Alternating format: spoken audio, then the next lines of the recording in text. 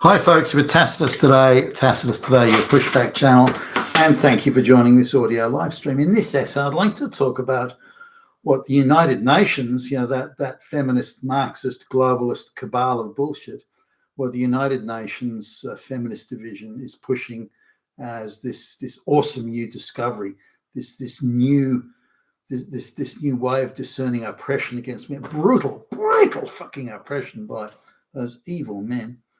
And what is this oppression, you ask? Well, it's the amount of unpaid work women do. Women do all the unpaid work in the world, and if they were paid, they'd all be multi-gazillion, trizillionaires. So unpaid work, yeah. Hey, let's look at it. And this is we've just discovered it. And it's a big and serious thing. So all right then. Well, let's have a look. The claim is twofold. One is that women do most of the caring work. This could be caring for children, for example, or caring for elderly relatives, and just caring work generally. So, and then they do housework, which may be, could be, cleaning the house or cooking the food or picking up the children from school, or those sorts of things, changing the diapers or the nappies as we call them in Australia. But now this is touted by the United Nations. It's new. We've just discovered this, and it's like wow, we have to talk about it because it is so big. But is it new? Is it a new talking point? Well, getting on for close to 50 years ago now. I mean, it's earlier part of high school. We had a librarian who, as I look back now, was a screaming lesbian. But we had a librarian who liked to. We had library lessons, I think, once a week. I'm not sure what it was. It can't have been that eventful, given my memory of it. But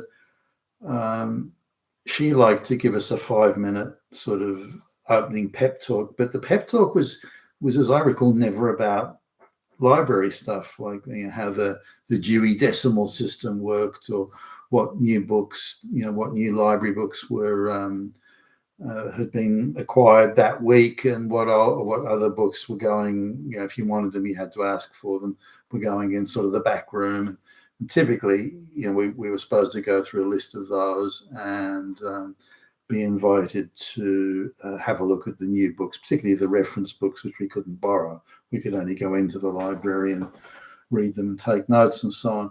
Anyway, so this lesbian teacher, library teacher no less, she, who also, by the way, was Jewish, she was giving us a lecture on did you, and I remember this is, for some reason I remember this because she wanted to give us this talk about how women were oppressed, and the boys groaned a little bit, and she said, no, I want all you boys to hear this. You have to hear it. And she had a bit of a meltdown over making sure the boys not only were all there, but would be listening and giving her their fullest attention. So anyway,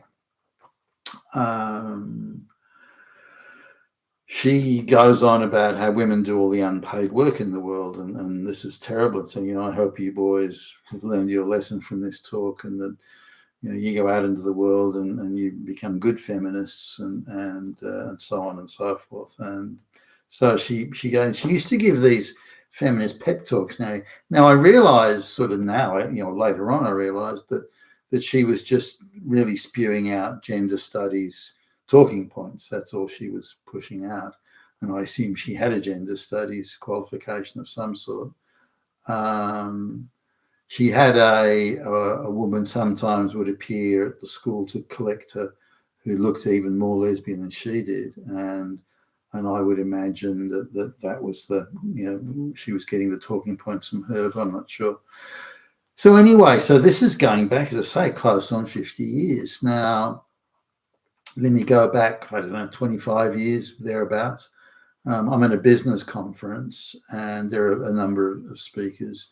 It's pretty boring, actually. I thought the speakers were going to come out with gems of wisdom, but they all, I think, acquired their positions through patronage rather than hard work or genius. But But they brought out a woman, like a surprise guest, that they hadn't told us about.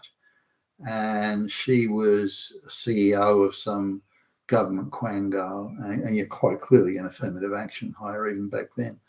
And so she's billed as whatever her name was, I can't remember, the CEO, and she's going to tell us men, put us. And her opening line was, women do all the unpaid work in the world, and women are oppressed, and women do way more work than men, and just because you sit in an office or it doesn't mean you're doing more work than women, and so I got a right ideological lecture from this woman, and at the time I thought, what a load of nonsense. So I approached her after the talk because we broke up, I think, for lunch or like a coffee break or something like that.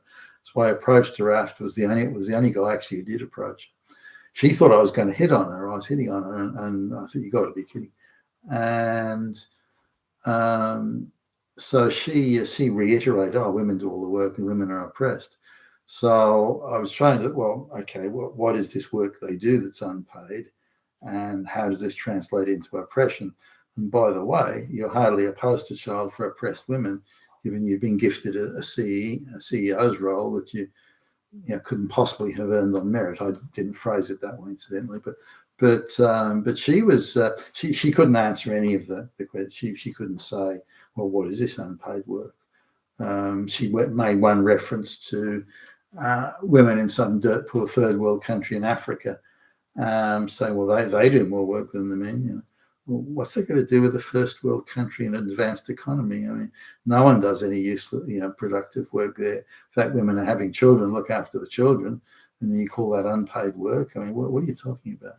So it's all a load of nonsense. So this talking point has been around for a long time. I've heard women variously mention it, particularly activists mention it. I was in the divorce courts watching a case of an employee, a really talented programmer, by the way, who was getting torn to pieces financially.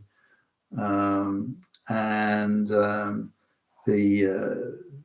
leftist lawyer representing the women, the woman, she does all this unpaid work and she's entitled to this and entitled to the crown jewels and everything else. And so this has been ping-ponging around, this talking point, been ping-ponging around the feminist activist Marxist propaganda sphere for at least 50 years, possibly longer.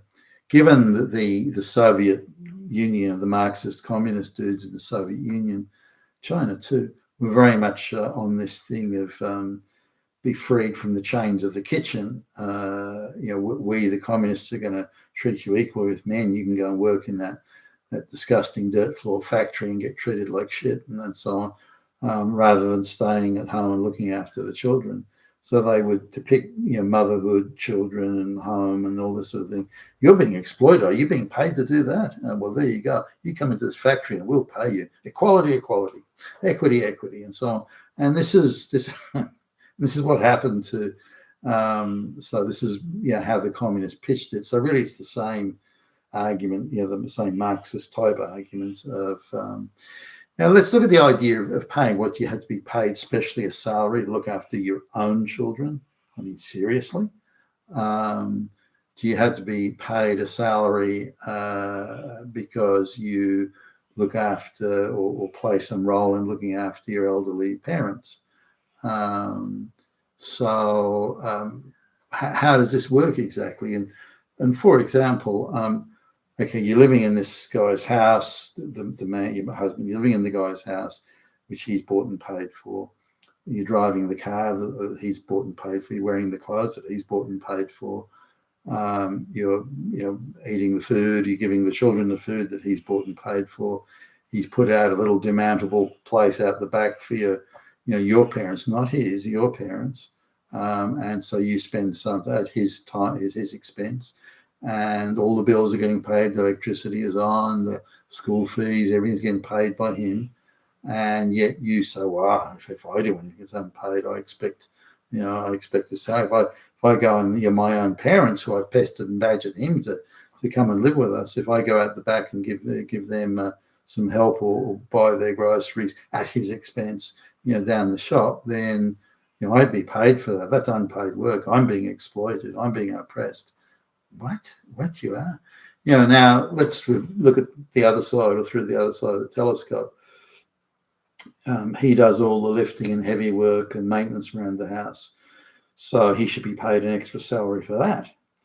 He mows the lawn and trims the hedges and digs out the weeds, and so he should be paid for that. I mean, it costs, if you want the garden the size of that, you want to have the lawn mowed and the hedge trimmed, you're paying over $100 a go. So you should be paid for that. If you want to get a handyman over to carry the heavy shit and do this and do that, then that's another. Those guys won't come out for less than $100 a throw. So he has to be paid for that. So when he does any maintenance around the house, he has to be paid for that. So if you look at the thing, what shouldn't he be paid for? That's unpaid work. Why shouldn't he be paid for that? No. That's only unpaid work when women do it. What? Excuse me? I mean, what nonsense are you talking about? So this is a bullshit talking point. Now, the thing that sort of irritates me is this is talking point's being kept alive by taxpayer money. So the taxpayer is paying, male, straight white male taxpayers that are paying the bulk of the taxes are having to pay for the very propaganda machine that spreads hatred against them. I mean, wow, isn't that sort of, shouldn't we be discussing that perhaps? So now if you look at the money that, should a woman be paid for looking after her own children? I mean, seriously?